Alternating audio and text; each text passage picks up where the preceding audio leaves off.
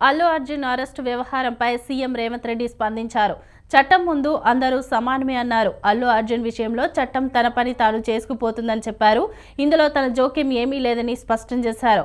తొక్కిసలాటలో ఒకరు చనిపోవడంతో పోలీసులు చర్యలు తీసుకున్నారన్నారు.